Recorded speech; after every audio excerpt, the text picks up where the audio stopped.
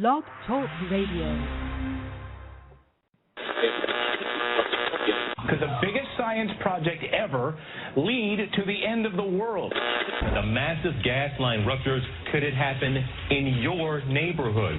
How many sex offenders live in your neighborhood? Are there terrorist cells in your neighborhood? Marijuana, could it be in your neighborhood? Are your kids being brainwashed? I'll tell you who's taking cues from the Nazis. A town in California is insisting that every second grader learns about gay penguins. Social engineering of America's children. We'll have global governance run by elites. We'll have our own little China workforce right here in America. Doomsday 2000. Killer bees. Bird flu. The terror threat. The superbug. Global pandemic. Illegal aliens. Gun restrictions. Right-wing terrorism. Evangelical Christianity. Gay marriage. Death panel. The flip-flop. Indoctrination. Militias. Anarchy, chaos, and cannibalism. Gosh, we better wake up soon. Or we're gonna wake up dead. Hi, this is Tatiana Moroz, and you're listening to Journalistic Revolution.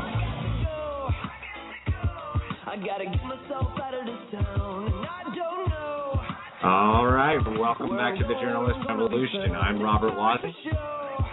And I'm Matthew Dalton. Can you hear me? I hear you just fine, man. Okay, good. I love this song. Welcome. Hello, everybody. Welcome to the Journalistic Revolution. All right, today we are going to be discussing PorcFest. We're going to be discussing a letter that we read from DMOT. We are going to be discussing political prisoners and Bitcoin. We're going to, and political prisoners, we're going to be speaking specifically about Mark Schmidt and Rich Paul. How you doing, Matt? I'm doing well, man. It's a good Wednesday night to get started on this. Yeah, this is take two, right?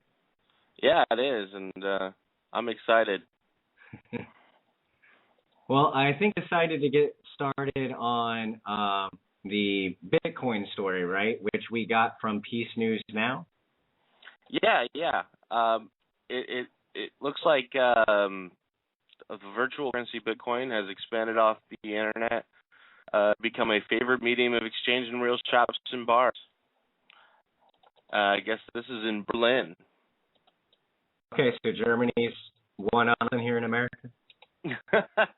It figures. Aren't they the ones who were asking for their gold back? Yeah, they were the ones asking for their gold back. Well, that's interesting. So it's going to be a local economy there in the city of Kreuzberg. Is that right? That's what I'm reading. But yeah, it looks like they're going to kind of, it sounds like a whole town kind of is going about what PorcFest is going to be like, where people are going to be, you're going to have multiple alternative currency to use. Interesting. Now, isn't there a rumor? Wasn't there an article, something about a country in Africa? I think it was Zimbabwe. That thinking about making Bitcoin its national currency. I haven't heard that one. No, you haven't heard that? I'm Googling that right now. No, I heard a rumor, and someone posted a link on one of the Bitcoin groups that I'm involved with, and it seems to be taking off. I mean, it has its ups and downs. I'm not saying this is the cure to the Federal Reserve System, but I definitely think they're onto something. Well, I actually believe it is the cure, because it's more than Bitcoin. I'm learning some other alternative. There are some other alternative currencies out there, Litecoin and some other ones that are coming up along with it. And it really, the bigger these things get, the more people understand and know about them. I think the more people will start to use them, the better off we are. Okay, and I want to remind people that we got this article was sourced from Peace News Now. They were the ones who reported on it. And thank you, Derek J. Freeman. Yes, and we'll be hosting Peace News out here with us soon. I just got to work out the logistics on that. But yeah, no, and Bitcoin, I think, is a reasonable alternative to Federal Reserve notes. And I'm not talking like crazy conspiracy theory. I'm not saying that you should take all your money, throw it into Bitcoin because this is the next, great gold rush, But I think that it's a smart place to invest some money, and there's many ways that it's growing. I mean, there's restaurants here in Orlando that are now accepting Bitcoin, in Orlando, Florida. Who else is accepting Bitcoin now? Well, there's many online merchants. There's rumors and buzz going around that Amazon wants to accept Bitcoin, but then I heard that they've got their own form of currency, from what I understand, which is kind of funny. They're just going to create their own and just kind of heck with it, which kind of goes into our next segment. 5 easy ways you can make Bitcoin a mainstream currency is how do we get the word out there? How do we get more people involved? How do we get more places involved with accepting it? And this is another article from Peace News Now, right? Yes. And they've got 5 different ways, and I think one of the favorites that I've read so far is ask every merchant if they accept Bitcoin. Invariably, the next question out of their mouth is going to go, what's Bitcoin? Well, funny enough, our circles of friends that are active in the Message of Liberty, we hear that all the time. They go to the bar, they ask if they accept. When we have our little meetings at the restaurants, they ask if they accept Bitcoin, and are always saying, hey, we'll come here a lot more often if you accept Bitcoin. So I think that kind of, if you're even into Bitcoin, you're probably going to be asking people often if they accept it. I don't really have the capital to get involved. We do accept Bitcoin, and we do some alternative forms of trying to gain Bitcoin by doing tasks on the internet. But I ask anyways. I ask because I want people. I don't have any Bitcoins to use, but I want to know. We got 0.00043 Bitcoins, man. We're coming up in the world. Sir, you need to add in my 0.001152 Bitcoin. Oh, look at that. See, we put that together, and we still got not even half. 0.015. But that's okay because it's something that I do believe in, and unfortunately, I have no other income besides what I've received from Bitcoin. Thank God for that. But yeah, and it goes down to the very last point. It says support Bitcoin businesses. If you are involved in Bitcoin, use those businesses more than you would any other, obviously. Well, I mean, and especially go ahead. Well, the value going up, you want to be able to you'll get more for your money, and that I think that's the inherent value in Bitcoin that defeats the overall dollar. And every day when our dollar buys less and less, well, the Bitcoin buys more and more. And I think that's one of the main positives in getting involved in the cryptocurrencies. Okay, yeah. Well, I want to throw this out there. I'm Googling real quick which businesses actually accept Bitcoin, right? And if you just put in businesses that into Google, it finishes accept Bitcoin. Is the very first option it gives you. That's a silver lining. If you know, we have Web World Ireland, BitcoinStore.com, BTC Shop, Merlin's Magic Bitcoins, True Nudists, which I'm gonna have to look into that one later. Mada. And these are, but what mainstream businesses, or in quotations, mainstream businesses do we know of that are accepting Bitcoin? I remember it was another online, like Amazon.com, right?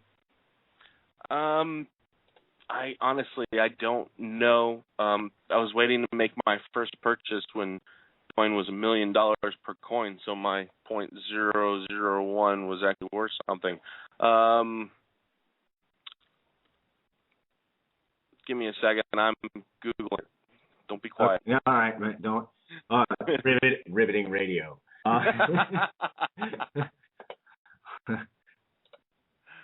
Let me explain. No, there is too much. Let me sum up. But well, go ahead.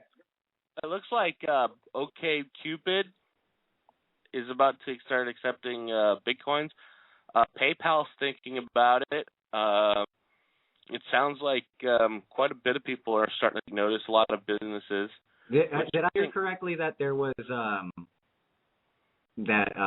Western Union was thinking about accepting it, or some business like that? Give me a second, and it comes up. News for Western Union Bitcoin Weekly. Yeah, seems like that rumor. Yeah, they're mulling it, is according to this article at Mashal.com. Western Union mulls using Bitcoin. Awesome. So it is a growing currency. It is a growing currency, and there's lots of ways to spend it, and there's lots of ways to earn it. Like we've said, I watch videos and do surveys for it. Just like you would for on those other sites that would give you pennies on the dollar, and that's basically what they're giving you through Bitcoin. But at least when I'm getting these free Bitcoins, they're going to go up in value. They're not based on fiat currency. I don't have to worry about Ben Bernanke deciding that they're not worth anything anymore. I don't have to worry about any of that. Unless Bitcoin hires Ben Bernanke, then we all got to be worried if he has a brother. But don't stop there, folks. Look into other things like gold, silver. Look into other cryptocurrencies. There's lots of barter. I mean, you don't even have to look into that. Just do it. Any way you can to circumvent fiat currency is your best bet. Yeah. So now, what else is going on in the news? The next thing, I guess, that you had researched, and I actually fact-checked this. I was the one who went through and fact-check it, was Bin Laden's body, apparently, through WikiLeaks. It has come through. Russia Today originally broke it, and then it was republished by Fox News, because they're all over that. Yeah. They're like, oh, something we can yell at Obama for? Let's report on that.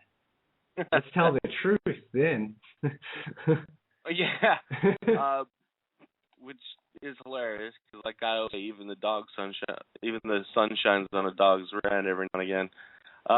Apparently, the body of Bin Laden was not buried at sea, which, if you ask me, was about the dumbest thing I ever heard out of the news. Was, we killed him, and then there's no pictures, so we just threw his body in the ocean. How do you bury someone at sea? I mean, no, they do that. Come on, they do that. They don't bury it. Well, okay, if you're down 500 feet with some shovels and just dig out a hole, if we're arguing semantics, then yes, they gave me a sea burial or ceremony, but I no, what that ceremony was like. But apparently, his body was not. It was moved on a CIA plane to the U.S. And I think I know why. I think they wanted the scientists to figure out how a man who was dying from kidney disease was able to survive for 10 years, running out of caves on a dialysis machine, because we can't keep anybody in the United States alive for a year on a dialysis machine. Well, according to this article, according to the facts established in the article, though, what they're saying is that he was killed. That SEAL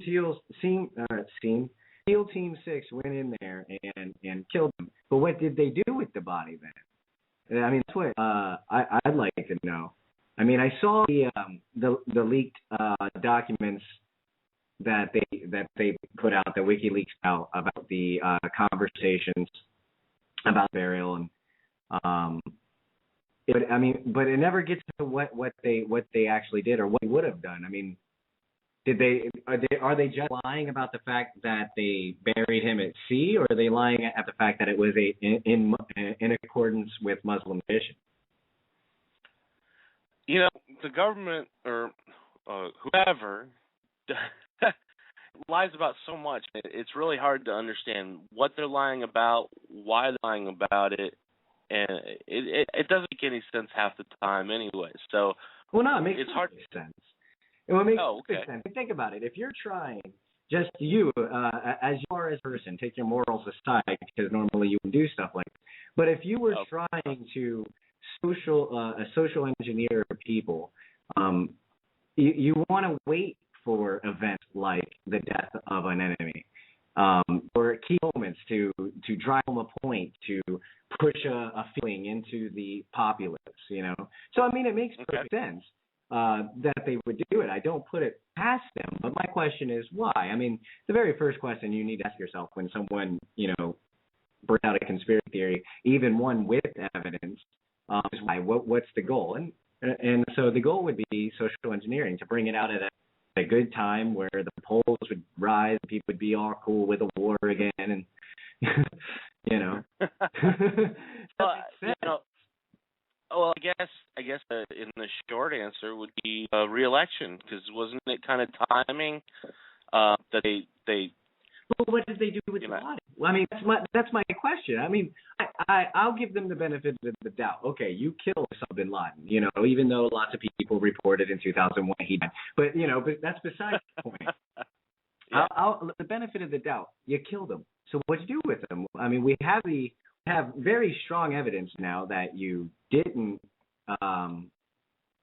bury him at sea. So what do you do? And I think it's just for accountability reasons alone, he should be asking questions to the government. Oh, yeah. And it's hard to speculate why, because God only knows why the government does half the crap that they do. Because they think it betters them. I mean, when I really look at the government as a person, I try to look at it as like an individual, because they do work together as a collective, you know. And so I try to think, what would I do if I was in that situation? Not if I had power, because, you know, if I had the power, the first thing I'd do is give it up. You know, split it up, give it, make it, destroy it, whatever I'd have to do. But if I was in that situation, what would I do? And sometimes some of the things that I see in the conspiracy realm make sense to me. You know, I would do that. Yeah. I mean, I don't want to seem like a horrible person. I'd blow up some buildings, you know, to make sure that I could call the masses and make sure that I'm okay with taking away civil rights and constitutional rights. I don't want to see if I would actually do that, but I mean, if I was in their situation, I would. Oh, yeah. Well, and that's inherently the problem with anybody who decides to go into government. Now, they go in with the greatest of intentions, but inevitably, they take a wrong course, so to speak. And that scares me, man. I mean, that really does. You know, because I mean, I love Ron Paul. I do. Like, I mean, I hold him up there, you know, below Jesus and above Benjamin Franklin. You know what I'm saying? you know. I guess that's one way of putting it. Yeah, he's up there. He's up there in my list of people that I really, really look up to as an individual. But he was a fluke. He was an anomaly in today's climate politics. And I know there are people who are saying, well, Rand Paul. Well, yeah, Rand Paul isn't his father. No, so I look at guys like Justin Amash. Well, even he isn't up to. I mean, Rand Paul was a diamond in rock. Yeah. Rand Paul is a rough on the diamonds. I don't know. No, I don't think poorly of him. I think that his intentions are usually for the betterment of individual liberties. I don't think he's consistent. And Justin Amash, he is proving himself, and I think he's somebody you should watch. And so far he has been consistent, but put that against 24 years of consistency, and I think that's where, I mean, how long do you give him before you go, oh, he's the next guy? Until he starts really being outspoken. That was another thing that Mr. Paul or Dr. Paul was very good at. I mean, we get up there and just call them all idiots and tell them to read a book, and in such a eloquent way, though. Well, I was listening to the Caleb Leverett show the other night. It was the last one, and somebody coined the phrase that, and it's been coined many times, that Ron Paul was 1 in a million. Well, I did the math. There's 314 million people. There's got to be at least 300 Ron Pauls in this country somewhere. The problem is 150 of them are farmers. Like 75 of them are already trapped and hidden somewhere. The rest are in the liberty movement now, but are being drowned out by division and petty squabbling. Yeah. But I don't know. It's getting bad with the petty squabbling a little bit. It's almost like, if I owned this place in hell, I'd rent this place out and live in hell. Which is funny you created that soundbite, because I just watched that movie like yesterday. It's one of my favorite movies. I love that movie. It's cheesy. It's an action flick. It's great. It's awesome. And what's great is it's such an action flick. There's no propaganda in it whatsoever. Guess what? There's another one coming out in September. Oh, is that what we're reporting on news? All right. This is the entertainment section. So, Chronicles of Riddick. Really, there's another one? Superman comes out. I don't care about Superman. All right. Well, we're going to go ahead and take a break, get a drink. I'm going to leave you with a promo from Inside Entertainment, and then where is it? And then the song after that is a pick from Matthew here. He wanted to play for you guys Primus, Electric Uncle Sam. So first I'd like to promote some of the great people, in my eyes, in the Liberty Movement today. Do you have a group or organization founded on the principles of personal liberty, health freedom, or accountable government? We invite you to check out Same Side Entertainment. Same Side is a source for activists and liberty organizations to connect with well-known leaders in today's growing movement for sustainable living, personal liberty, and sovereignty issues. Same Side has a variety of keynote speakers, debate panels, interactive web presentations, musicians, and liberty-based entertainment, as well as services for web design, graphic design, video, and photography. Same Side can help customize your event by connecting you to the best of the liberty and political world while staying within your budget. Get connected with leaders in the liberty movement like Tom Woods, Kevin Gutzman, Jack Hunter, Robert Scott Bell, Bob Murphy, Michael Scheuer, John Bush, Jordan Page, Tatiana Moroz, and many more. Find us on Facebook, Twitter, and our website at www.samesideentertainment.com. Again, that's www.samesideentertainment.com. Same Side Entertainment, connecting you with the education and resources you need.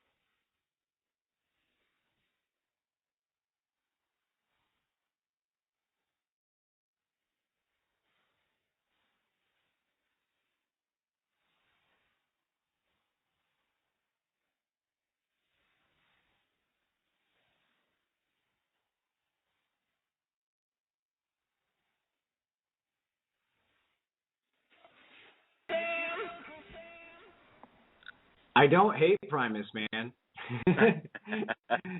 I love that song.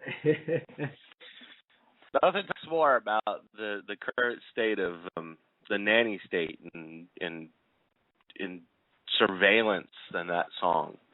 Uncle Sam being the government and the electric version being the cameras that follow everybody everywhere. Giving a lot of thought to that. That's what the song's about. I'm just messing with you, man. So this next part, we discussed so far Bitcoin and how it's going mainstream, and we got that information from Peace News Now. Again, thank you, Peace News Now. And then we also just discussed the new WikiLeaks documents that is strong evidence against Bin Laden's body was not buried at sea, apparently. Question is, what they do with it? Giving them the benefit of the doubt. But this next one, we're going to be discussing the Porcupine Freedom Festival, or better known as PorcFest. PorcFest, which we are going. Yeah, we are going. There's some logistics worked out on how long I can. But there's definitely, the presence will be there. Now, don't worry, folks. No matter how long Robert's going to stay, I'm planning on staying the whole time. We're just getting him a train ticket home. And it has to be a train because I'm allowed to fly. Anyway, so the Porcupine Freedom Festival, according to, this is from their website, right? What I'm about to hear. Yeah. This is pretty much everything that I've gathered together is generated directly from their website. Okay. So the Porcupine Freedom Festival is the flagship annual event of the Free State Project. Kudos to Free State. It is a week-long celebration of liberty at Rogers Compound in northern New Hampshire. Over 1,000 people are expected to attend this unique camping event, which includes activities for all ages. So bring the kiddies. They have campfires. They're going to have panel discussions, presentations, movies, live talk shows, dancing, singing, music, food, parties, and all around liberty-loving good times. And more are to be found at the most exciting event of the year. PorcFest is a showcase of some of New Hampshire's finest and scenic view of the White Mountains. You know what this reminds me of, Matt? What does it remind you of? The rainbow gatherings. Do you remember those? Did I ever take you to one of those? No, you never did. Thank you for remembering. Oh. Well, okay, I've been to several regionals here in the state of Florida. I went to the Nationals in Idaho, and I actually went to a couple regionals in California, Washington, and Oregon. Yeah. And basically what it is a bunch of hippies and hippie-minded people who gather in the woods with no money. It's made in 3 circles. You have the outer circle, which is called A camp, the alcoholics camp, because that's as close as alcohol is allowed in the inner circle. Now, of course, that wouldn't be at a Liberty Fest because of rule. But but you know what I'm saying. These are hippies, so they're different. Yeah. Then you have the love circle, or is it this? I forget, or the home camp. Home camp is the outer circle, and that's where people camp and they have kittens, and all food is free. They give away all food for free, but everything else has to be through barter and trade system. And then they have the Heart Fire, where everybody eats dinner and plays drums and partakes in celebrating the right of self-medication, and they have a great old grand time, and they have the trade circle and everything. It's really cool. And this kind of reminds me of this, but civilized. Without the hippie flavor to it, really. Okay, fair enough. I'm actually looking really forward to it. We have a friend that's gonna drive up there, so we're gonna hit a ride with him, save some money on gas. The man with the name in the world. Sorry, yeah. I love his name. But it's something that I didn't even know existed up until a few months ago. I heard about the Free State Project for the first time at PorcFest, and then I thought, wow, what a great idea. There's a couple of states that have kind of mimicked what they're doing, but they are currently, the freest state in the union, I understand. The Free State Project, man, is amazing. I would really like to commit to it. But it's... Yeah, good luck getting Jess moving up to New Hampshire. Yeah. Okay, moving on. So the mission statement of the Free State Project, right, is it's an arrangement among about 20,000 participants to move to New Hampshire, where they will work together to create a society in which the maximum role of government is the protection of life, liberty, and property. PorcFest is the perfect opportunity for us to showcase New Hampshire's offerings and for you to reunite with old friends and make plenty of new ones. Whether you lived in New Hampshire for years or you're visiting the first time, we'll hope that you'll join us at PorcFest 10. And you know, I'm really looking forward. It looks like, you know, going through their list of activities, they really do a job of putting together a lot of activities for kids, which I'll be leaving my son in Orlando. But they have kid-friendly activities, and they have lots of speakers. And you just, you know, if you go to porcfest.com/schedule/, you can actually look up and pretty much schedule your whole time while you're there.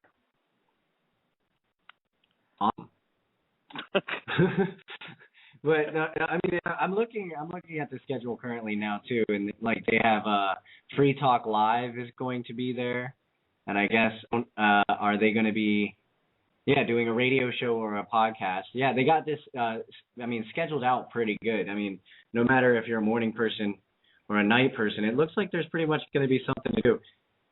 And the Angel Dark Show is going to be there. All right, I like them. You know, they push liberty pretty hard. Now I'm seeing Rise Up Radio. Who are they? I've never heard of them. Are they? Google Rise Up Radio. Yeah, Google them real quick. That actually sounds familiar.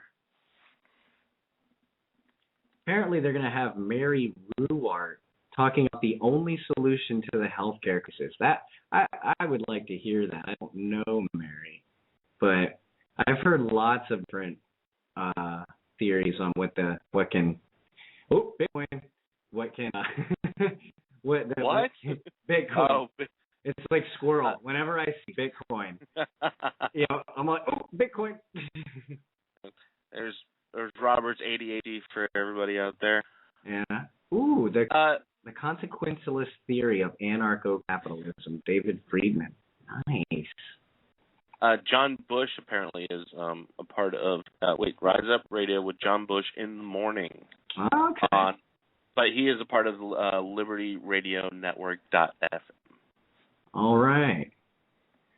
And then they're going to have a Free State Project seminar, I guess, so people can learn what the Free State Project is about. I'm looking forward to the Porcupine Karaoke Party. I think that's going to be... I saw Soapbox Idol auditions.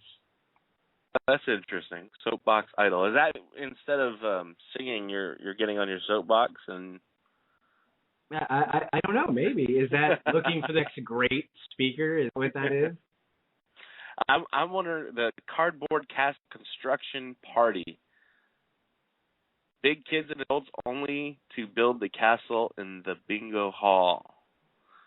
So yeah, there's going to be lots of exciting activities. I'm looking forward to going. Swing dance parties. David Friedman is one of your speakers. And they've got, let's go up here, Agorist Pitch, Murphy Variety Show. I mean, if you just, all you have to do is go to porcfest.com/schedule/ If you're planning on going, you'll be able to plan out your whole week, everything from the Buzz's Big Dance Party. Looks like Lou Rockwell is going to be a keynote speaker. He'll be there. Civil disobedience classes. Now that is something. Civil disobedience classes. Please, I've noticed. You know what my biggest problem with the most famous protesters currently, which are of course the occupiers, is their civil disobedience was, in my opinion, from being an activist back out west, from doing environmental activism and the stuff that we were taught to do, They just seemed very unprepared. Like, oh crap, they have pepper spray. You know, like, yeah, I would have saw that one coming. You know, and you prepare for it. And, you know, the locking of the arms is a great thing. You get a whole group of people who lock arms. They ain't pulling any off. Very nice. Looks like some of the speakers are going to be Pedro Aguilar. Sorry for butchering your name, Pedro.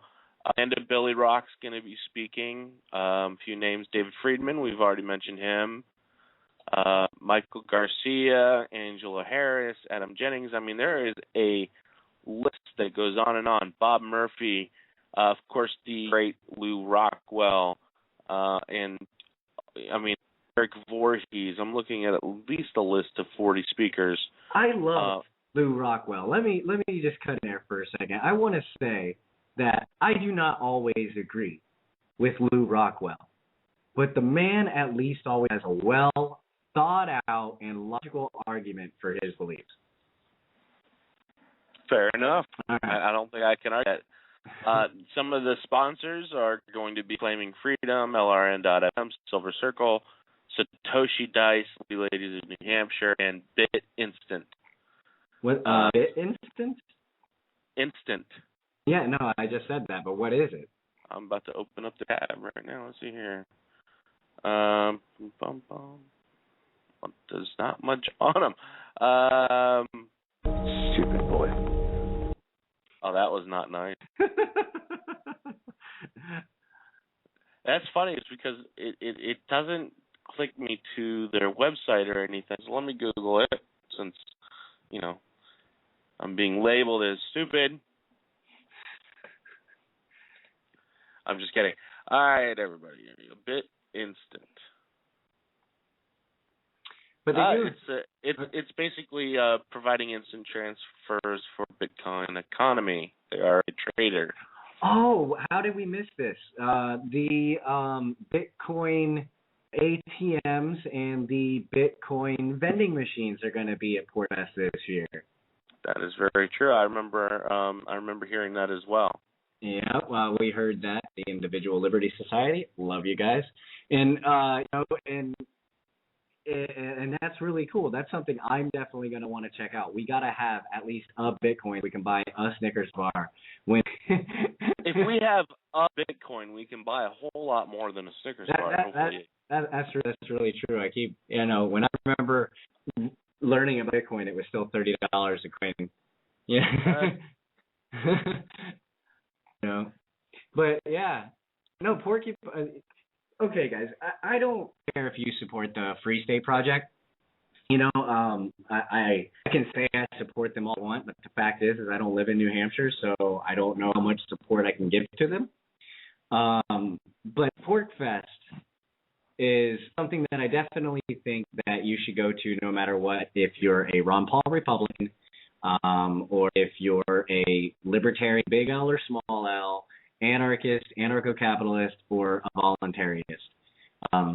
Because there's going to be a place where we're going to be with like-minded people, and even if there's people there that you don't like, there's going to be people there that you do, and those are the people that you're going to gravitate towards, you know, and so you should go. It's a great way to network. It's a great way to learn where you can get involved in civil disobedience, by the way, guys. And you know, and I think that it's something you guys should really check. And because they have their schedule so well planned out, if you're only going for like a few days like me, you can choose which days and mess around it. Mm-hmm. You know? So, what time is it? It's 11:40. Okay. Thank you for answering. 11:41. Yeah, no problem. Well, I'm the only one here. I thought you were asking me. Okay. Well, I'll tell you what. We got 12 minutes to blow before the next break, right? 7 minutes before. 7 minutes? All right. I see. I don't know if one of the guests is you again, or Matt, but I see that we have a guest. You can call in at 323-417-6713 if anybody's listening and wants to call in right now. Go ahead and call in. We'll take a caller. You can talk about Bitcoin, PorkFest, Osama bin Laden's body. Where is it? It's like, where's Waldo? First we couldn't find him. Now we don't know where the body is. Well, I'm currently guest 19224. So yes, there is one guest in here, 19297. So say hello, guest 19297. Give us a call. Or everybody else listening but not sent, put into the chat room. That, because I find it interesting that they can't find Osama bin Laden's body. I think that's we're going back. Yeah. Well, since we're talking about whatever right now, waiting to see if someone calls in. Yeah, that to me, even though I love Bitcoin, I love PorkFest, right now that has my attention. Where is the body? What did they do with it? Hey, I'm gonna give my own piece of speculation here. Okay. We're speculating. Are we theorizing? I am theorizing. I think I know where his body is. Wait, is this serious? Not to make me laugh. Area 51. I don't know. I think it wasn't meant to make you laugh, but if you're gonna laugh, go for it. No, seriously. Where else would they take him? That's where you jump. That's your logical jump. How any man can survive for 10. But we're giving the government the benefit of the doubt here. We're saying that they killed him. That they killed him in Pakistan. Why Area 51? Why not the Bermuda Triangle? Makes much more sense. It's just a little hop, skip, and a jump from there. No, any man that can survive with kidney failure for 10 years on dialysis has to be an alien. I'm sorry. He has to be. If we can't even keep people in our own country. Oh, Lord have mercy. I did not say lizard people. I said alien. Oh, I found out today they're shark people. No, it's a joke. Someone was saying that, the shark's in business. And we make fun of the lizard people quite often. So I said, wait, hold the phone. They're shark people now. I knew about the lizard people. I knew about the sheeple. I didn't know about. What's that Disney movie with the little alien doctor thing? Wasn't there a shark man in that? What? Burn it. I can't remember. I don't watch that many Disney movies. Max watched it the other day. I watch that propaganda bullshit. It's like parking your car in certain neighborhoods in the Bronx. You just don't do it. No, in all honesty, it's a very interesting thought. Where would they take a man's body? And for what purpose? And how cold is the ice? Because that body's deteriorating for a couple years. At least. Well, do you think they got it on freeze? Honestly, do you think, what do you... Well, what else are you do with the body? If you're going to make a body, you're not going to bury it at sea. Okay, hold on. Well, let's put ourselves in that position. Okay, you're the leader of Team 6. You're the one that's calling the shots. They kill the guy, right? They take the body, they bring it to you. What do you do with it? I'm asking you, Matthew, what would you do with it? You're in that situation. Your morals aside, you're put in a screwed up situation like that. What do you do? I'd stretch it out for the whole world to see, so there's more speculation about if it really happened. Okay. Now, let me rephrase the question, because I forgot we were giving the government the benefit of the doubt. Okay. We don't want to do that. So what do you do?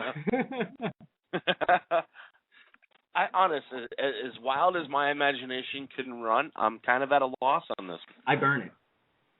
Okay. That's what I would do. I would burn it. I would destroy all evidence of it ever. Okay. You know me. I announced yesterday that I do not believe the official story of 9/11, but I do not have my own theories. Okay. But one of the facts about 9/11 that is highly suspicious is that they got rid of all the debris quickly, shipped it off to China to be melted and recycled. Okay. Destroy the evidence. Makes sense. You know what I mean? That follows logic. They're like, oh, get rid of the evidence. So I think that's what they did. I think they burned it. They just burned the damn thing. Well, I can't say I disagree with that theory, because that is a very good point. How do you get rid of the evidence of something that probably didn't happen? You burn it. All right. Well, on that note, we're on conspiracy theories. All right, we're going to take another quick break. And the song I'm going to play is by Anonymous. It is the Illuminati song. Enjoy, my friends. Politicians are put there to give you the idea that you have freedom of choice. You don't. You have no choice. You have owners. They own you. Illuminati, you've come to take control. You can take my heartbeat, but you can break my soul. Well-educated people capable of critical thinking. They're not interested in that. That doesn't help them. Illuminati, you'll never take control. Your new world order will lead to none at all. We open up your eyes, wake the fuck up, America. Elite control your lives with fear. Just staring you with terror on your screen, telling you what to believe. For who benefits from panic, hunger, and greed? That's how they feed upon the masses like a fucking disease. The only answer is to rise up, get up off your fucking knees. Tap into your inner being like a 33rd degree. I'm planting mental seeds for men to break free of an evil greed. You can't see, cause you ain't believing me, but I'm telling thee that television ain't truth. Just professionally manufacturing a fallacy, imbalancing your talents. We tragically waiting for things to fucking change magically and mystically. Rewrite our fucking history. This ain't no bullshit mystery. Unlock the prison with the key. It's in your mind. It's the one. Illuminati, you've come to take control. You can take my heartbeat, but you can break my soul. And they subsidize illness in America. They have to. There's too much money in it. Illuminati, you'll never take control. Your new world order will lead to none at all. Fuck the internet, it took away your intellect and stripped you of respect. So now this is what you're left with. What's the symptoms of distress? Which prescription is the best? The definition of misdirection. Doctor's orders, get some rest. This hocus-pocus diagnosis got you focusing on stress. These politicians ain't no better. Fit the description of the devil. Grab your pistols and get ready, cause they're trying to play your pedal. Yeah, they're trying to pull the strings, have us jumping through the rings, but they treat us like we're property. We're fucking human beings, man. Things are not the way it seems. Rarely see the American dream, cause it's more like a nightmare. Fight fair. Yeah, I'll do that when the votes count. Yeah, I'll do that shit when they don't doubt. Until then, we're all anonymous on a mission, going all out. Illuminati, you've come to take control. You can take my heartbeat, but you can break my soul. Got to get mad. You gotta say, I'm a human being. God damn it. My life has value. Illuminati, you'll never take control. Your new world order will lead to none at all. See, there's no money in healthy people, and there's no money in dead people. The money is in the middle. People who are alive, sort of, but with one or more chronic conditions that puts them in need of Celebrex or Nasonex or Valtrex or Lunesta. Yeah. I've never heard that song before. Really? I think I'm gonna have to download that. I heard that song once. I was looking for anonymous announcements, and I just happened to stumble upon it, and I was all like, okay, you know, not everything in the song I'm all like, yeah, but I mean, it's a good song. It's very well put together. I liked it. It was pretty good. All right, what's the next segment there, boss?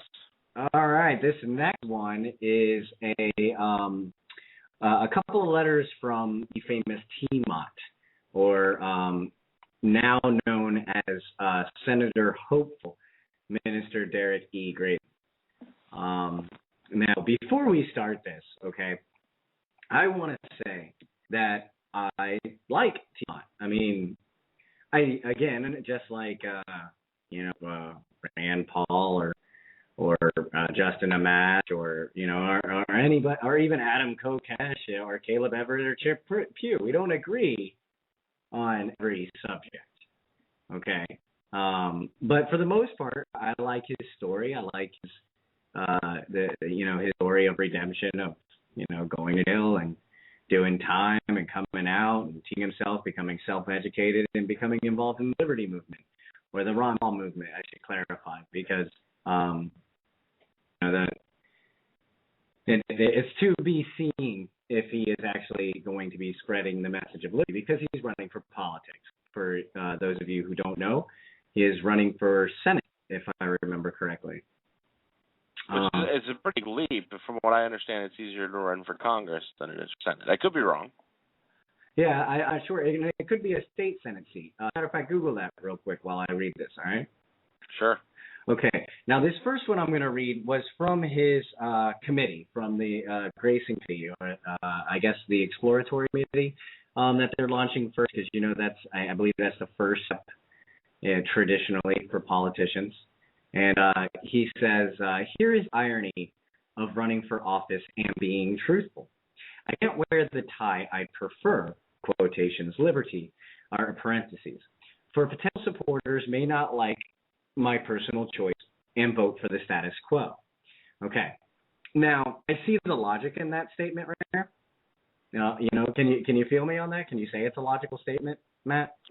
Yes, I can. It is a very logical statement. Okay.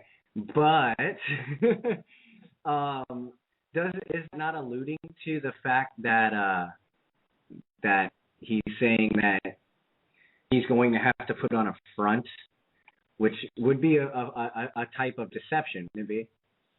It's kind of what a lot of people were trying to accuse Rand Paul of doing. And the problem is, put on a front, you're playing politics, you don't know if that person is being truthful to what they're saying, which would be the front, or if they're hiding underneath the shadows, trying to infiltrate, so to speak. Okay. Now, and I want to say that I'm not accusing Mr. T-Mont of this. Okay? I'm not accusing him of being an infiltrator. I think his intentions might be good, not necessarily pure. When I said infiltrator, I meant from our end. Okay. And it's the U.S. Senate. Thank you for that. It's the U.S. Senate that he is running for. So, I mean, that is a big leap to go from pretty much a blogger to a Senate race, right? I mean, isn't that pretty much? Anyway, so back to the letter. He goes, I can't use certain words, in parentheses, bastards, that describe corrupt leadership in local, state, and federal government. Jesus chased out the money chasers with cords and whips and called the leadership a den of vipers. For I'll appear to be obstinate and unwilling to work with them. Okay, let's analyze that for a second. Okay, I can't use certain words. Well, that makes sense. I mean, even I try to present myself and my philosophies and my morals in the way that the person I'm communicating with is best going to receive them. You statist. Yeah, I know I'm horrible. No, it's honestly. That was just an example of what. Well, I mean, talking about. I mean, I'm not ashamed of my past. Most of my friends know, and I guess everyone on the radio is going to know now that when I was homeless, I was a con. I never, I didn't fraud, in the way that you would think a con. I was conning millions of dollars or whatever. I was conning places to sleep, food, and stuff like that. But that con ability taught me a lot, and I got rid of the negative of it, retained the positive, which was communication. There is a way to communicate, and conning is just mastering communication. I am not a con now, for the record. Anyway, so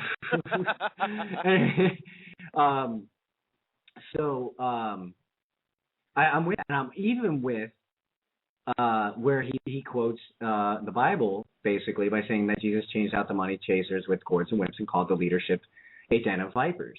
And you want to know what? As a Christian, one of my favorite passages in the Bible is when Christ did that. But do you know why hold Christ in such esteem for doing that? Because nobody else was doing it. Well, not just that, though. I mean, I think there's an inherent difference. Christ wasn't a politician. He wasn't running for office. But he still was looking. I mean, was he not trying to reach the masses? Isn't that what politics is? Reaching the masses, trying to get them to at least agree with you or live free. If in our idea of what government should be, which mine is, it shouldn't exist. Is that it should be to protect freedoms, not to infringe upon them. Okay? Agreed. Okay. Well, isn't the ultimate message of Christianity, as you and I understand it, freedom? I would say that, yes. So there you go. I mean, I'm not saying Christ was a politician, but I mean, they do call him king. Okay, but I mean, are you going to chase out the money changers if you are a money changer? Well, okay. I will not lie that I tend to play with the idea of revolution. Yeah, like people like Christopher Cantwell. Okay. You know what I mean? But because of my Christian values and the non-aggression principle, I think that the peace movement is not yet finished. But I absolutely agree. Okay. So I don't think that his comparison of him saying that he has to play a role and saying that Christ didn't was fair. I mean, I don't think that's a fair comparison, even though I agree with the statement. Okay. Okay. So anyway, he goes, I don't want to work with them. I will be too busy serving the people. Okay. No qualm there. I can't call out the destructive behavior of others unless I also coddle those who engage it.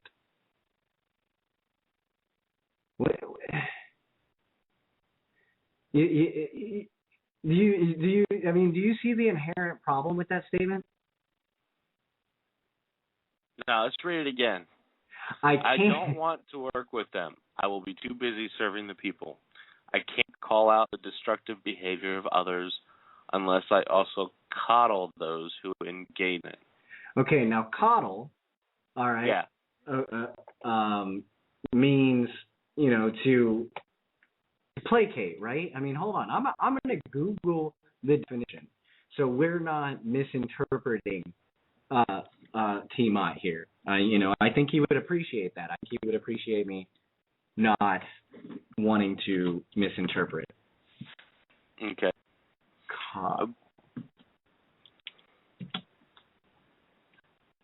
See, I don't understand it because he's saying that if he calls out the destructive behavior, he'll have to coddle them? No. I think what he was saying is can't call out the destructive behavior of others unless I also coddle those who engage it. Okay.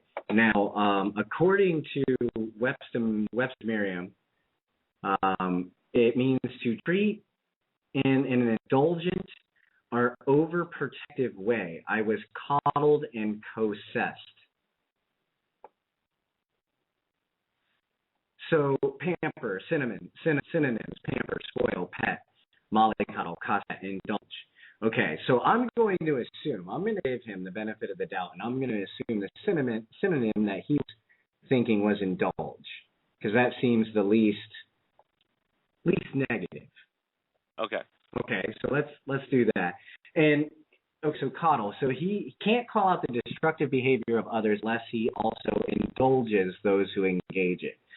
So if he's going to be too busy serving the will of the people, how is he going to have time to coddle those who want him working against? Fair enough. Now again, I'm not talking down for T-Mott. I don't live in his district. I can't vote for the man. And I'm pretty sure if I was to vote and I saw the ballot list of whatever district he was in, he would probably be the name the pencil would run for. Yeah, but I'm just reading what he wrote and analyzing it. I must appear to be all things to all people, even though I know as a fact I'm not. I can understand that to a degree, because you behave differently around certain people. I mean, am I wrong? Well, I mean, this gets into the discussion of Ron Paul versus Rand Paul. Rand Paul's not his father. Ron Paul didn't indicate anybody. He didn't appear to be. In fact, he was not all things to all people. I agree, but I mean, can we say technically is Ron Paul? Well, see, but technically, Ron Paul was all things to all people because Ron Paul spoke out for freedom, liberty. People just didn't see it. Now, what T-Mike's talking about is playing this fence line where he's got to pretend to be on all sides for every person in order to please everybody. Well, when you do that, you are not for the people. To me. I mean, maybe I'm reading it wrong. Maybe I'm misinterpreting what he's saying. But if you really want to be all things to all people, no matter even if they disagree with you, you have to fight for freedoms all the way around. All right. Okay. And I agree with that statement. I totally do. You're going to have to hold on one second. I'm drinking Kahlua and vodka. Give me a second. I need a sip. Really? Are we plugging Kahlua now? Is that a name brand? I don't know. Well, if we are, call them and tell them they owe me money. Anyways. I don't drink this, so I don't know. Anyways, so that is what it is. And he says he knows he's not. Okay, that's cool. I'll take the man for his word. I mean, he hasn't ever lied as far as I've seen personally. You know what I mean? So if he says he's not, he's not. Okay. I will never support abortion under any circumstances save for the life of the mother. All right. But, I mean, okay, but he says that will be her choice. Does that mean that we make it illegal? Well, see, again, this comes down to, look, you have Roe v. Wade, and it's, from what I can tell, doesn't matter if you had 100% Republican president, Senate, and Congress, they're not going to return him because they need something to talk about in 4 years. So to me, it's a moot issue anyways. And really what it boils down to is if you're going by libertarian principles, it should be state rights anyways and should be overturned, not because we think it should be illegal, but because it should come down to state rights and there should be no federal law. So I agree. I agree that I would settle with states' rights. Well, I wouldn't settle. I'd still push for people to be able to do whatever the hell they want with their own bodies. Yeah, I mean, at least states' rights is a happy medium ground towards freedom, not away from it. Well, many people argue, well, if you got state rights, then teenager who can't afford to travel will have an illegal abortion, blah, blah, blah. Well, but... Boo! Boo! It's not fair that you have the button to push those. We'll fix that. You'll be able to... Well, no, I was booing their argument, that argument that people give, not what you were saying. It's a silly argument. Of course, they'll just travel to the next state. That's kind of the point. Is you want somebody to be 100% sure that's their decision, right? If they fly to another state, get a hotel room, find a doctor, get an abortion, stay in the hotel room, and then fly back, I'm pretty sure that was a premeditated decision. Okay, but what about the 15-year-old girl who can't afford an abortion, doesn't want to tell her parents, well, that goes et cetera, et cetera? That goes back to 18. I'm sorry. I do believe that parents do not own their children, but they hold a authority over their children, because you can't own a person. I'm sorry. Even I like to say, yeah, my kids, like I am possession of them, but they could run out of my house in the middle of the night. I wouldn't know it. I don't really own them. Fair enough. But okay, so where were we? We were talking about this very strange letter. And we're running against the clock, so okay. Well, let me get up the abortion. All right, let's move past that. I will never endorse homosexuality. You don't need my approval to do it. Okay, so I'm guessing that means he wouldn't make it illegal, so I'm with that. Okay. I will fight to bear arms. I will fight to make justice blind toward wealthy, too, and equally meted out to Negroes, I feel weird saying that word, Latinos, and poor whites as well. I will not support amnesty. Okay. I mean, that seems pretty cut and dry, right? Yeah. Second Amendment good. I think it's odd that he had to put poor in front of whites. It's like all Negroes and Latinos are poor, but we only have a few whites that are poor. Ooh, that is kind of what is that light racist, that hidden racist. No, I'm not calling him racist. Yeah, we're not accusing people out of anything. It's one of those what is it? Unintentionally racist comments, you know? I'm just calling it what I see it. That's all I'm doing. Anyway, okay, well, I'll not support amnesty. Boom. All right, I mean, that's a pretty cut and dry. I welcome the new world I must face. Man, that must make conspiracy theorists go ape shit right there. Think of that. I welcome the new world I must face, the new world order. Anyway, sorry, that's just me. Well, he uses the world, the new world. He uses it a bit, so. Okay, well, the world of being an Uncle Tom is behind me. You still there? You're breaking up. All right. You still there, man? How about now? Can you hear me now? I can hear you. Can you hear me? I can hear you, but every now and again you're cutting out. So all right. Well, we'll keep on. We'll see what happens. Hopefully it records everything.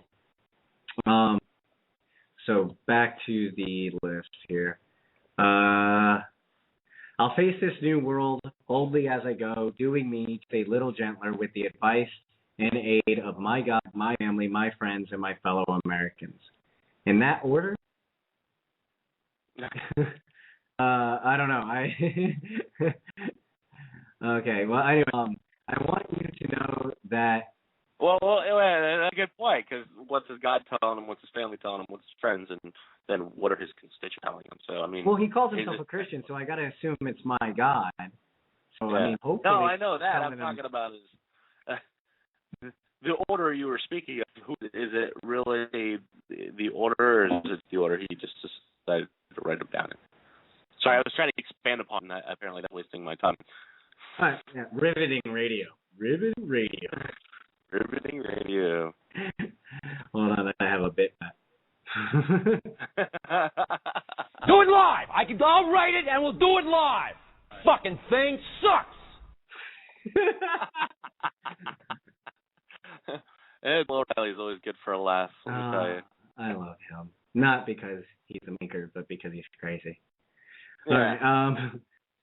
I want you to know what you're getting in me. I will tell you the truth, and that's what I'll follow. Unless it is to be faulty, I'll admit when I'm wrong. I'll fight for our right guaranteed by God and the Constitution for everyone, putting no group interest or corporate interest above it.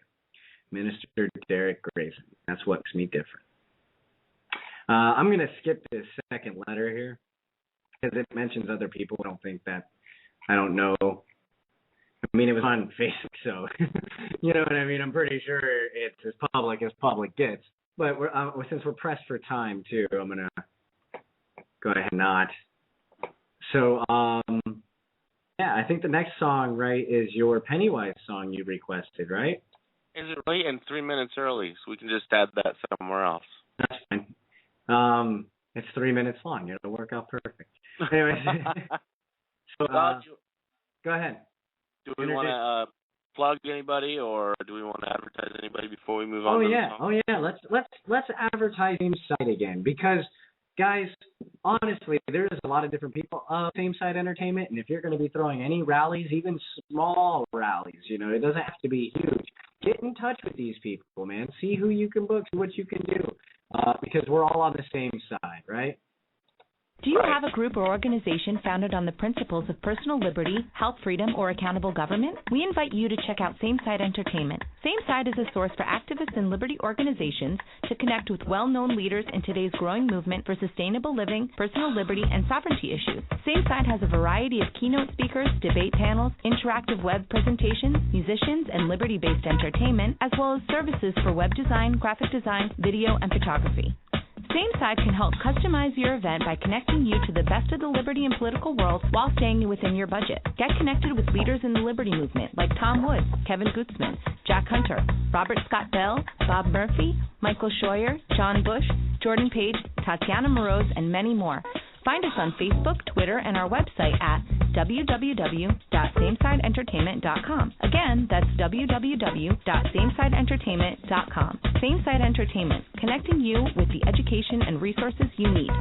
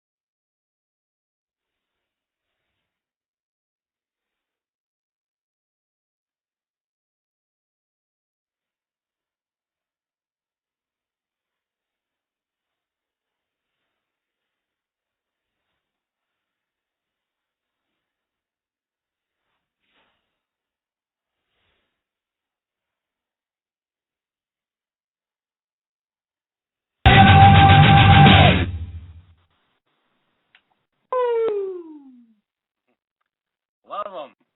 God, I love that. My all favorite bands. It just makes you just want to like march into the White House and just be like, get fired. Yeah. Yeah. So far we've discussed Bitcoin, PorcFest, Osama bin Laden's body, which is still has my interest perked. And we talked about a letter from T. Mott, the Minister of Truth, from his exploratory campaign, which was what to be expected from a politician. I mean, honestly, that's assessment of the letter as a whole. What do you you disagree? Do you think? To tell you the truth, it's what I expect from a politician. It's not what I expected out of T. Mott, especially from someone who held Ron Paul in such high reverence. Well, okay, but I mean, look at all the people who've held Ron Paul and the tyrants that are just flat out statists, though. No, you're absolutely correct. But the someone like T-Mutt, and if you watch his videos, and I enjoy his videos. You know that the man is. This is the way it is. These are your principles. You stick by them. Boom. There's no question. There's no way around it. And he gives you reason to question his principles. Well, So I wouldn't say this letter makes me question his principles, but it definitely makes me question what the system will do to him. Okay, which for me, when you know before Paul, what was I saying? I want to run for Congress in about 4 to 6 years, right? As soon as I finish school. Yeah. And we got out of Paul Fest, and what did I say? Never running for office. I'm never running for office because it changes you, no matter how strong of a person you are. I think the only real example of someone who hasn't changed is Ron Paul. And again, I still say it's a fluke. He was the. If any of the listeners out there believe in God, he was God's last This is the message that your freedom is now dying. You know what I mean? This is the last call, the final trumpet, if you will. You know, because now I'm not saying I believe Revelation. I was gonna say, if that's true, then what are we doing, dude? No. Well, I've always said you fight to win. Anyways, but it. I mean, it. I don't have much hope for systems of government right now. You know what I mean? Would I be satisfied if our government in 6 months was a minarchist government? Yeah. Yes, I would be. But would I still be fighting to eliminate what was left over? Yes. Yeah, without doubt. I often make the argument that, as philosophically we want to be voluntaries. Pragmatically, unfortunately, it's not realistic because of things like tribalism, et cetera. And some people would make the argument in reverse and call me a statist, which I don't care. I mean, I have my philosophical views and I have my beliefs. But I make the argument that with today's technology, if we could get that government down to 90%, well, we always push for that 100% where there is no government and we have a voluntary society. And we keep pushing. And if we can't get it at 100%, we at least keep it at 90%. You see what I'm saying? Yeah. That is when we let go and we just kind of go, oh, we got it down to 10%, that's good enough. And then we just go off to our own thing. I have to make the argument, some people disagree with me, but I think that some people say it wouldn't work because it didn't work the first time. Well, with the flow of information and the technology we have today, with the ability to catch things almost instantly versus 100 plus years ago where Congress could just do whatever the heck they please and nobody ever heard about it, I'd say that if we could fundamentally get down to 10% of government where government only business is protecting our rights and property and protecting us from other nations who might want to take advantage of us, and then I think with the way technology is that we could keep government that small. The big project is getting it down to that 10, 15% or whatever would be an appropriate amount. I can't argue. I can't argue that point. I mean, it's really what gives us our common ground between, me saying, screw the whole thing, just break it all down, and you saying, well, incrementalism and getting down to a minarchist government, it coincides with each other for now. When we get to a minarchist government, then I can be against it. Fair enough. All right. Moving onward. Yeah, moving onward. I see we're going to cover an article that I wrote. Now, this is my baby, honestly. And this was at my request because I love this article. So Robert isn't floating his own boat. I'm floating it for him. Yeah, I really do love this article. It's one of my favorites that I've written so far. And I'm going to read it on air. If we have time left after that, because it's not a long article, maybe we'll take some calls since we have some more guests in the chat room. Yes, in the chat room. Maybe someone want to call us statists or anarchists or leftists or rightists. So okay. Yes, please do, because then we know we're doing our job. Right. Okay. So where we stand in history and two very possible futures. We stand on the edge of a decision, and it's a very dangerous decision, but it's a promising choice. A choice that I believe that we've had to make periodically throughout human history. Each choice is unique to the period that it was made, but the philosophy is always the same. Slavery or freedom, control or free will, violence or peace. The only constant in this choice is that the stakes get higher and higher each time that we, as humans, collectively make this decision. Choosing slavery, control, and violence results in the darkest blots on the human story. Choosing freedom, free will, and peace has spawned renaissances and revolutions.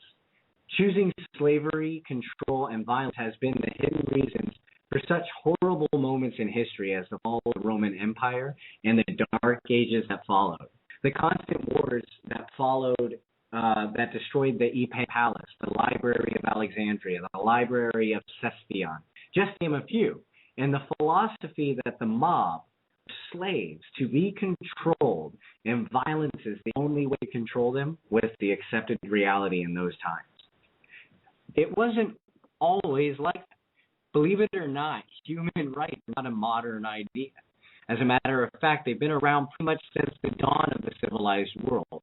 In 539 BC, the armies of Cyrus the Great, the first king of ancient Persia, conquered the city of Babylon. But it was his next actions that might shock you. He freed the slaves, declared that all people had a right to choose their own religion, and established racial equality.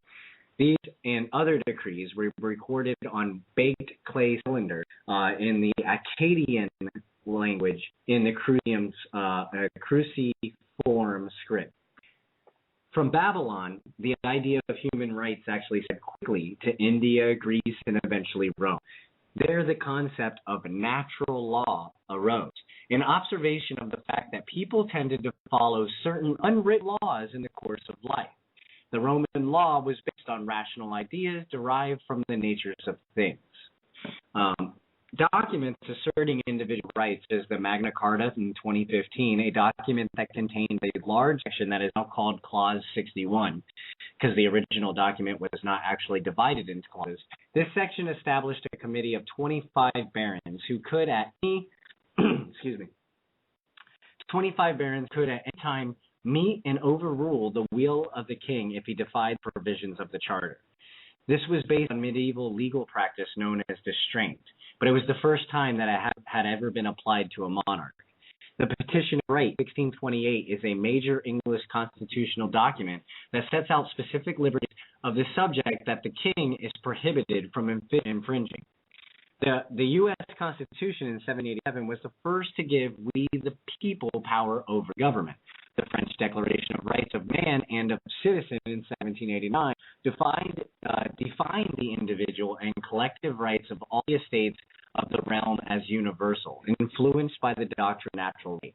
The rights of man are held to be universal, valid at all times in every place, pertaining to human nature itself. And the U.S. Bill of Rights in 1791 is limitations that serve to protect the natural rights of liberty and property are written the precursors of any of today's human rights documents. What we do see every time we allow our free will to be taken away, what do we see when we allow our free will to be taken away? Those in power destroy technology. Sorry, you know what it is? It's the Kahlua and vodka. Anyway, those in power destroy knowledge, technology, philosophies, and ideas. They replace the life, movement, and growth of the people with death, recession, placidity. They destroy human achievement, school knowledge, with the promise of peace and security, and rarely do they ever follow through. Now, what do we see every time we take it back?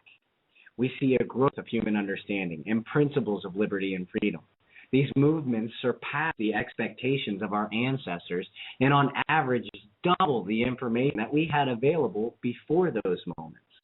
We see these generations build up and think of new philosophies, technologies, arts, and unite us in an acceptance of our individuality.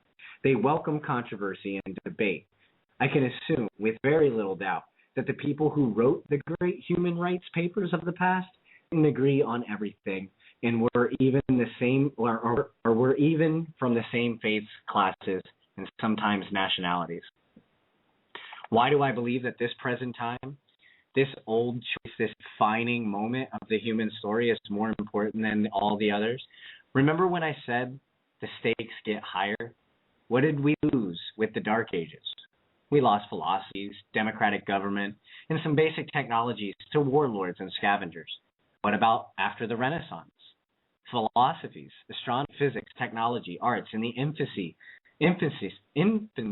of the scientific method to the will of the Roman Catholic Church. And after the age of exploration, well, until the colonies broke from Britain, we were still a world ran by monarchies and empires. And so now here we stand at the beginning of the age of information.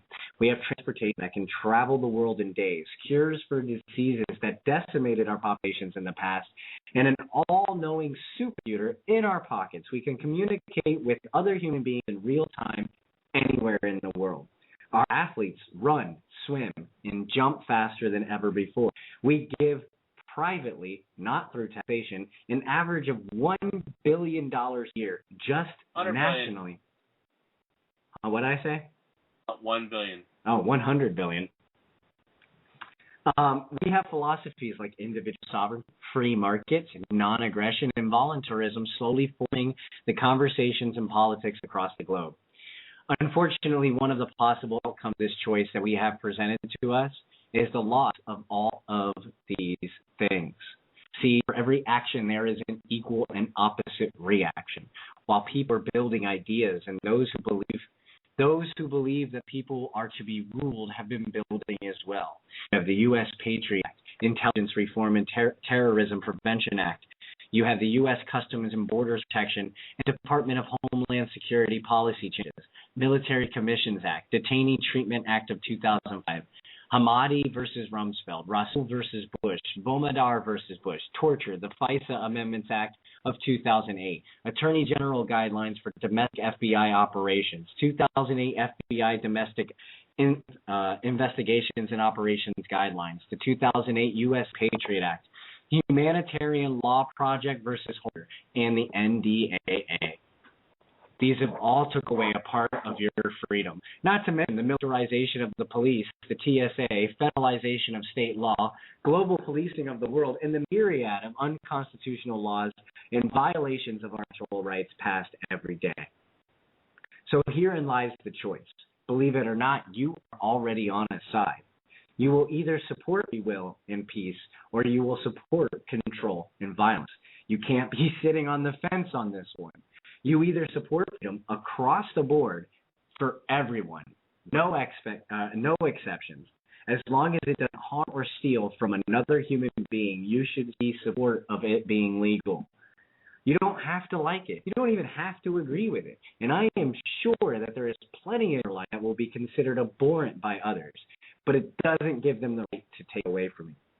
You can't ask for religious freedom and restrict where it can be practiced and by who. You can't ask for equality, then pass laws giving certain groups privileges or restrictions. You can't ask for a political group to be accountable and not hold your own accountable. You can't help someone in need because they deserve it, but because they truly need it. You can't ask to have the right to your opinion and then try to restrict others. And you cannot point out the faults of others before you examine your own. War is not peace. Freedom is not slavery. Ignorance is not strength. You must choose. And I have faith that we'll make the right decision. I mean, we have before. Freedom always wins. Knowledge triumphs ignorance, kindness triumphs hatred. My only fear is that history shows us we usually don't act until the worst case scenario happens. My prayer is that we can push through this choice without much conflict. So I'm reading this to you now as a plea to Americans to become that light on the hill again. Let's be an example and teach the world to be free. Let's not bicker or divide over petty differences. Let's not force our will, but become the best option. And the world will see that freedom, free will, and peace is a far greater thing than anything else we could hope to achieve. It means more than your creature comforts. It means having a purpose beyond that of what those who are in control would decide what was best for you. So let's end this wonderful age that we were all raised in peacefully and look to the dawn of a new one. Or just go back watching Honey Boo Boo, whatever. Oh, yeah, I mean not to ask you to read. Drinking. Yeah, that's that idea. Why? Did I spill a lot? Oh, well, you did all right. All right. I don't know. Did any of my guests think I stumbled too much? I mean, don't be afraid to chime in. I know we lost one, but only for a few minutes. So somebody came back. Oh, we've got 4 guests. Wow. On the last 30 minutes of our show. But don't worry about it. We're going to post the show for everyone to be able to listen to later if you missed the first 3 quarters or all of it. All right. We have a few minutes before we're playing the next song. If any of you want to call in right now, come on, ask me a question about Bitcoin, about the article I just read, about PorkFest, about Osama bin Laden's body being missing. It still cracks me up. What? Where is it? Anyway, or if you want to, even schedule a ride with this PorkFest. You going to PorkFest? Are you going to PorkFest? Call in. Let us know. Or you could call in and talk about what you're doing in the liberty movement, or what kind of activism you're involved in. Yeah, that would be amazing. Things. That would be amazing. Have you done a sign waving? Shut up, Lucky. Anyway, have you spray painted an overpass with Google chemtrails? Have you joined the Libertarian Party? Were you a Ron Paul supporter who took over a delegate seat from Republicans? I want to know. I mean, any level of liberty, any level of maturity, a varying degree of confidence in liberty, did you have? Please call. You're not calling, are you? Riaz is here. Say hi, Riaz. Signed in through Facebook. So yeah. Good for Riaz. Yeah, I know he's going to PorkFest, and we talked about PorkFest. Yeah, he's our ride. Yeah, I know. I mean, we talked about PorkFest earlier. I hope he was listening to that part. As a matter of fact, after we do our song, if you guys would like to call in, that would be awesome, and we'll talk about PorkFest. Maybe he knows a little bit more about it than us because he's more involved with the Free State Project than we are, right? Well, I believe he's getting ready to move there. He's also involved in the Individual Liberty Society. If he wants to take a couple minutes and depose their views and what they are doing. Is there really their views, though? I mean, it is the Individual Liberty Society, Matthew. I mean, he would really be espousing his views. Fair enough. All right. So, all right. So we have two more songs to play, or one more song to play, do we? We are on break number 4. Break number 4. All right. So this is the last song. This is the last song, and then I guess we'll go out with whatever person, what the chat room decides which song we should go out with. That's what we're going to go with. We also have to talk about Mark Schmitter and Rich Paul before we wrap it up. Yeah, damn right, we got to talk about Mark Schmitter and Rich Paul. But right now, we're going to play a band that that I don't know if you guys know. Maybe you will if you're 90s kids like me. But they're not really known for their anti-establishment music. But I like them, and I think this song is very anti-establishment. So here we go with Sum 41, Fat Lip.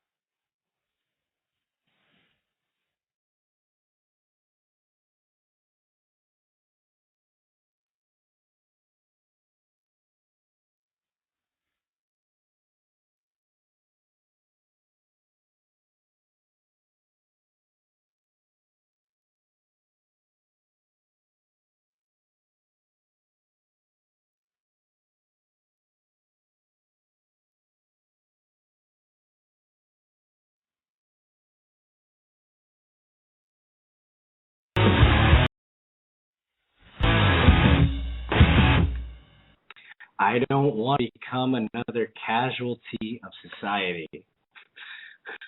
Very nice. You gotta, and a lot of their songs are like that. And since we're doing this little analogy of music after we played it, I like it. A lot of their songs are very anti-establishment, 90s grunge, pissed off rock. I tend to lean towards the harder stuff like Pennywise, but that was okay. It's more poppy punk, Yeah. But it is what it is, and I like it. I really do. I like what Green Day used to be, and you like what Green Day has become. No, that's not true. That is not true. I love what they were, and the only thing that I liked was their rock opera, The American Idiot. That was the only new stuff they did that I dig. Fair enough. Yeah, I had to correct that real quick. No. All right. So this next subject is very. It's kind of close to home because we know the man, okay, and I feel like this should be all over the news, You know, I really do. I feel like this should be all over the news, and it's not. But America's new breed of political prisoners. Okay, we're not talking like the imam of, you know, some country or the prime minister or a dictator of Iraq or anything like that. We're talking about people like Mark Schmitter and Rich Paul. A victimless crime, political prisoners, albeit. And even our friend Derek J. Freeman was almost sentenced to quite a bit of time as well for victimless crimes. He almost became a political prisoner himself. You know, but okay, for you guys who don't know about Mark Schmitter, he was sentenced to, it was 145 days, right? It was 145 days. Yeah. For handing out paper. For handing out flyers. Paper.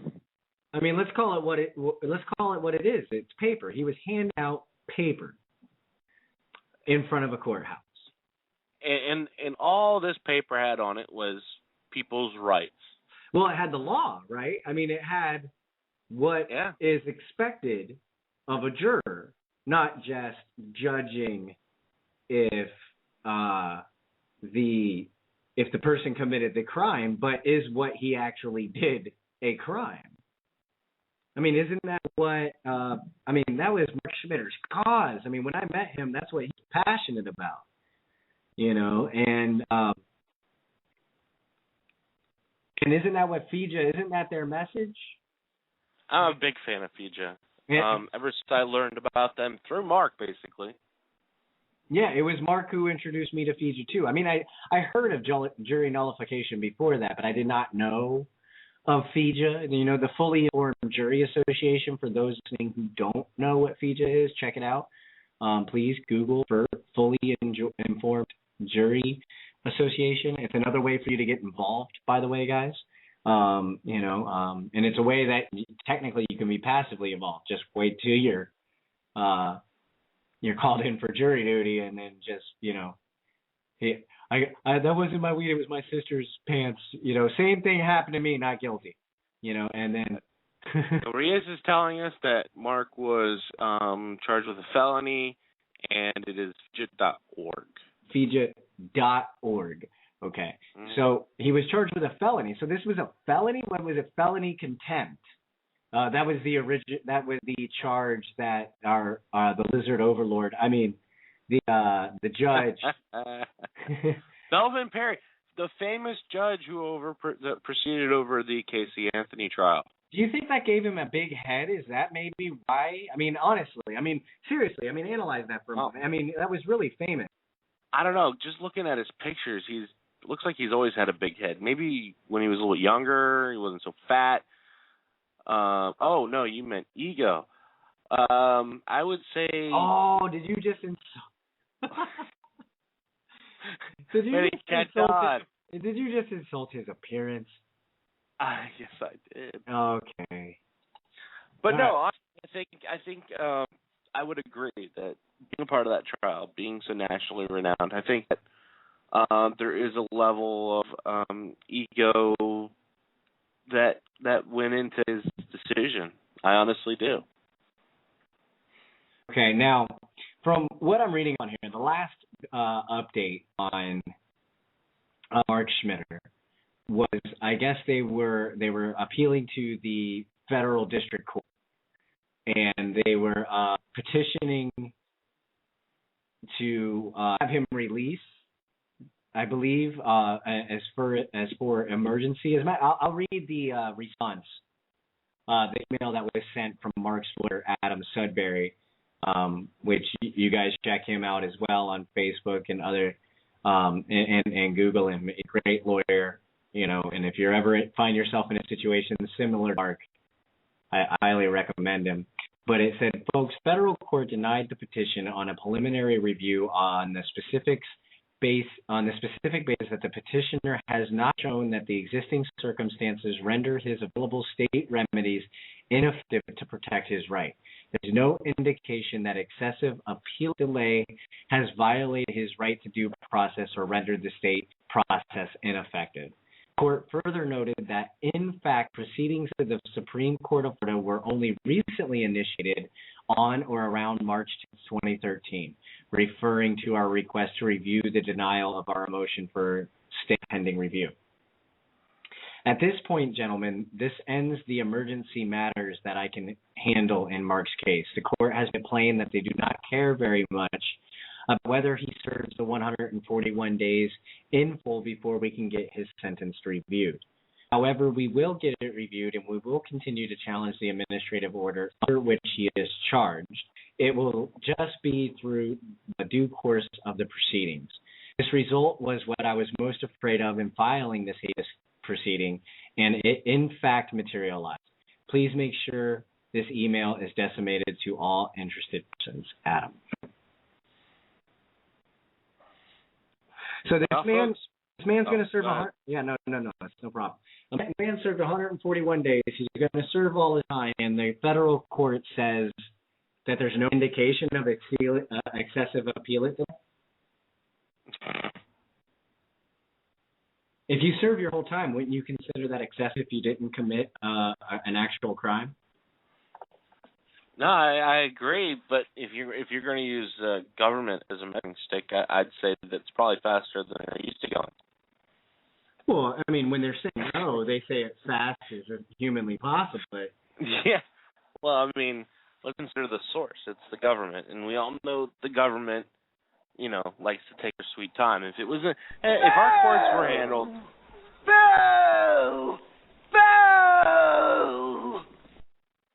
that's my feeling. Authoritarian. You have total control of those buttons. No,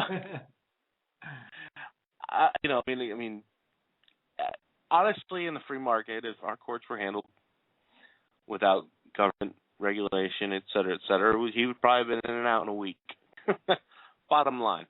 It's just the government. Well, we could, and Adam is doing the best he can. God bless him. And the most we can do is just pray for Mark and folks. If you go and you go to Facebook and you can search "We Are Mark Schmitter." If you want to write him a letter, let him know you're thinking about him. If you want to donate, you could donate through PayPal. There's just so many ways you can be involved helping this man. Most people don't understand is that Mark Schmitter did not accept money, did not accept donations, went out and printed all this stuff out on his own. Out of his own pocket. Out of his own pocket. It's all in his own free time, and now he's a political prisoner because of it. And that's really subject matter here, is we have political prisoners, guys. Mm-hmm. For Mark Schmitter, for all intents and purposes, as a political prisoner, what he was passing out can be considered political information. Because it's about the political process, the justice process, but it's still politics. And he was trying to inform you that you have not only the right to decide if a person committed a crime, but if it was a crime in the first place. You have the right to judge the law. If you are a constitutionalist, and I'm not, I'm a philosophical voluntarian, but I appreciate the Constitution for what it is. If you're a constitutionalist, you should be appalled.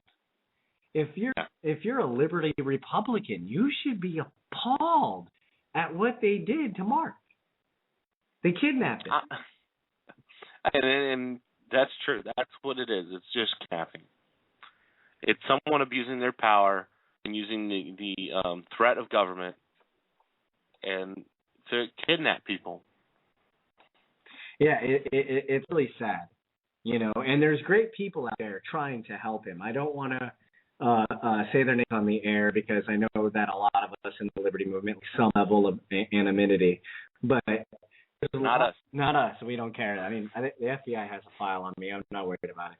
But it's there are lots of people out there helping him, but this should be on national news. This should be Fox News's graphic of the week. This should be on MSNBC for the violation of civil liberties. This should be on that. But instead, you're listening to me and Matthew, two nobodies, and hey, speak for yourself. Yeah, but seriously, I mean, we're not on the level of Fox. They should be reporting on this. It's really sad, and I have so much respect for Mark and for what he does and what he's going through. It's just, I'm pretty sure he's thinking right now that if I owned this place in hell, I'd rent this place out and live in hell.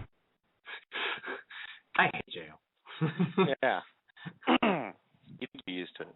No, you never get used to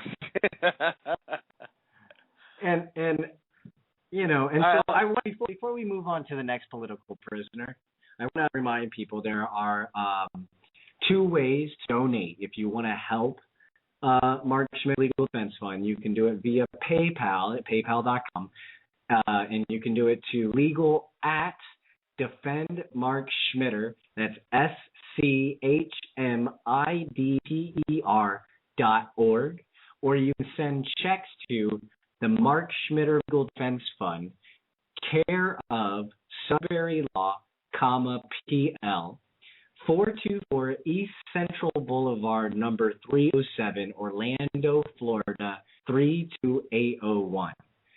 I mean, I don't care if it's $1, $5. He can really use your help. And so the next political prisoner in America that has hit the news lately, and I'm sure there's plenty more. I don't want to say these are the only 2. Yeah. Anybody who's been arrested for a crime that doesn't have a victim. This gentleman here, though, is well known within the Liberty Movement. A lot of friends of his are Adam Kokesh, Derek J. Freeman, Chris Cantwell, et cetera, et cetera. And basically was thrown in jail for pot. When are we going to get past this drug war? Rich Paul found guilty. Found guilty of, okay, I see here he was found guilty of multiple felony counts of selling cannabis to other consenting humans. And one count, voluntary exchange. The voluntary exchange of information and production. And one count of selling a substance. Prosecutors said he claimed LSD. Paul never claimed the substance LSD, but it didn't matter to the jury. Of course. That's interesting. Why didn't they verify that? I mean, I know they verify when here's another thing. I'm not afraid of my past. I don't glorify it, but it is what it is. I was arrested for drug charges, and they test those drugs. They make sure they are what you said they are, because if not, they change the charges. Yeah. And you know what? Here's the problem, the largest problem. Other than the fact that it's a victimless crime and he shouldn't be locked up in jail in the first place, it's the amount of years. 81 years. When there are politicians up on Capitol Hill will get busted and get 30 days probation. Oh, yeah, no, I understand what you're saying. But what's funny is that's the same with violent criminals. I have seen violent criminals go in and out of jail like it's the mall. I got new shoes, let me get back out on the streets. I have seen this happen personally from my, God blessed me to experience in jail. But, and Rich Paul was found guilty, and the jurors admitted that they didn't want to break the law was why they found him guilty. It's a shame. Now, the reason I like these 2 stories is they're related. You wouldn't expect it first. They are. What was Mark Schmitter arrested for? Trying to tell jurors. Jury nullification. Jury nullification. This would have been a perfect time to do so. So yeah. There you go, America. There's your political prisoners of the new world. In the new world where political prisoners are people who hand out paper and smoke plants. Oh Lordy, we're all going to hell. Yeah, it's ridiculous, but you know why all this is happening, right? Oh, please go ahead. Bill Gates is part of the forces of darkness. Oh, way to make life a serious situation, Robert. Hey, well, but I mean, we're wrapping it up here. We wanted to plug a few people before we go, because again, this movement is not about us. This show is not about us. The message of liberty is not about us. It's about everybody who helps push the message of liberty. Matt, why don't you go ahead and introduce or plug the first few? All right. First, I'd like to plug LibertyMovementRadio.com. They do feature Adam versus the Man. It's not live, but it is his podcast. Trip NWO Fighter Show feature Trip Pugh, which is live and recently being added. I believe tomorrow night is his first show.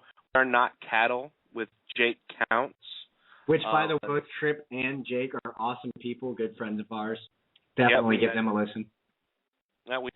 We met both of them going to Atlanta weeks ago.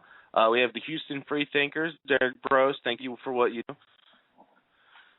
Peace News Now with Derek Jaferman, which if you ever get a chance, go look at our riveting interview that we did with him a couple weeks back.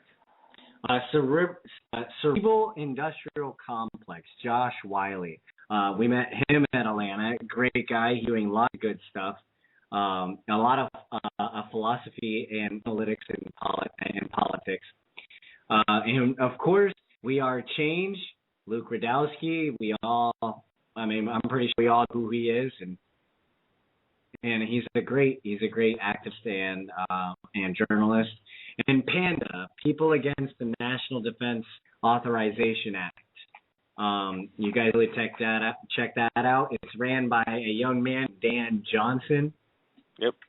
He is working the nullification angle when it comes to the NDAA. And just to round it out, the last 1787 Network featuring Alex Schnichter, and Revolution on a Recliner with John Conrad and his little group over there, and ShinyBadges.com, run by Davi Barker. All right. Yeah, and Davi actually, he's with Muslims for Liberty as well. He's going to be sharing content on our website. And that's about all the time we have for today, guys. Thank you for listening in. Remember, this is our second show. We call it Not Good Radio Take 2. And you guys have a great one, all right? And tune in for the next show of Joystick Revolution. Thank you.